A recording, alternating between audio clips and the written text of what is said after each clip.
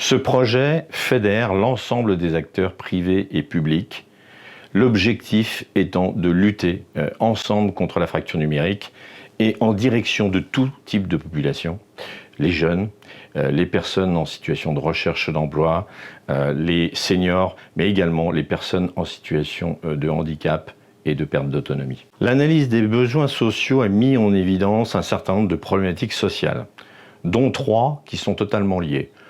Le non-recours au droit, la dématérialisation des services publics qui s'est faite rapidement, et enfin donc ce maillage qui est pourtant existant des acteurs sur le terrain, mais qui malheureusement ne se parlent pas entre eux, les uns et les autres, et qui empêche du coup de faire le relais entre les uns et les autres quand il s'agit d'accompagner les personnes sur l'utilisation ou l'acquisition du coup des outils numériques.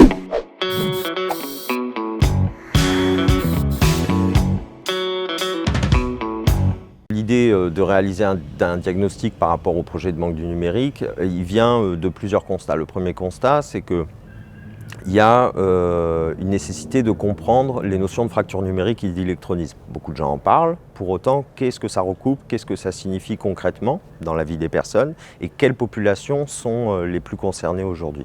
Notre premier travail a été de travailler sur les définitions et de voir ce que ça recoupe. Le second a été d'essayer d'estimer quel est le volume de population potentielle en fonction des caractéristiques sociodémographiques du département qui sont concernés par de la fracture numérique ou de l'électronisme dans les Alpes-Maritimes. On se rend compte qu'il y a des effets importants de certaines caractéristiques, et notamment l'effet de l'âge. Tout le monde s'y attend un peu, mais plus on gagne en âge et plus on se retrouve en difficulté en situation d'électronisme. Mais il y a aussi un effet propre qui nous a surpris, et il est important, c'est que avoir des enfants protège de l'électronisme. C'est-à-dire d'habitude, être en situation de monoparentalité, par exemple, nous dans le social, eh bien, c'est un facteur qui va propulser potentiellement dans la pauvreté ou la précarité. Or là, au contraire, même la monoparentalité va protéger par rapport à une personne isolée de l'électronisme. C'est un phénomène qui a ses logiques propres, et du coup, s'il a ses logiques propres, il mérite potentiellement des réponses propres et qui vont au-delà peut-être des manières dont on répond aujourd'hui aux problématiques sociales.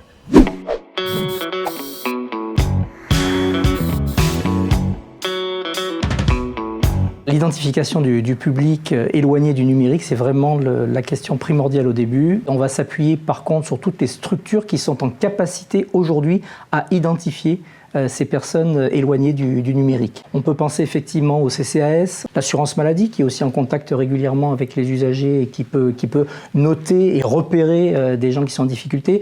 Ça peut être au niveau étudiant, les Crous, le rectorat, je pense à toutes les associations de patients. Tous ces gens-là auront accès à la plateforme.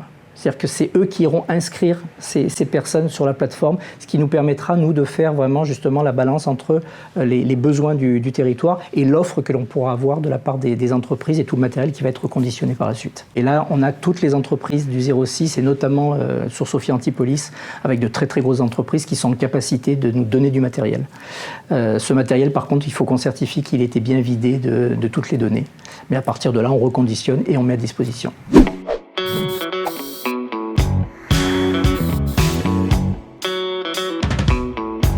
Les entreprises répondent présentes sur le territoire parce qu'ils ont tous de plus en plus cette conscience, cette responsabilité sociétale des entreprises. Elle est incluse maintenant dans leur ADN. Il y a beaucoup de gens qui, de toute façon, tous les 2, 3, 4 ans, changent de matériel parce qu'il est effectivement légèrement obsolète ou parce qu'il ne correspond plus à quelque chose. L'ordinateur, on fait une rapide analyse, on voit le matériel qu'il a dedans. S'il s'allume, que le programme se lance, est-ce qu'il y a un Windows dedans? Est-ce qu'il y a un iOS? Est-ce qu'il y a déjà un Linux? Qu'est-ce qu'on fait? Est-ce que la licence Windows, on peut la garder? Est-ce qu'elle est inclue dedans? Est-ce qu'on est obligé de repartir sur autre chose?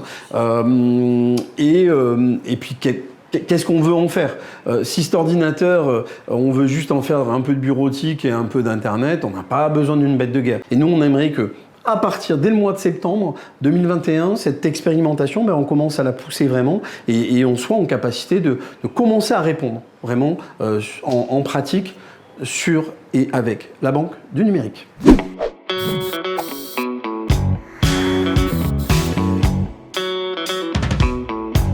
La plateforme Banque du numérique, en fait, c'est la partie ultime du projet de la Banque du numérique. C'est un espace numérique qui va être justement accessible à toutes les parties prenantes de la Banque du numérique.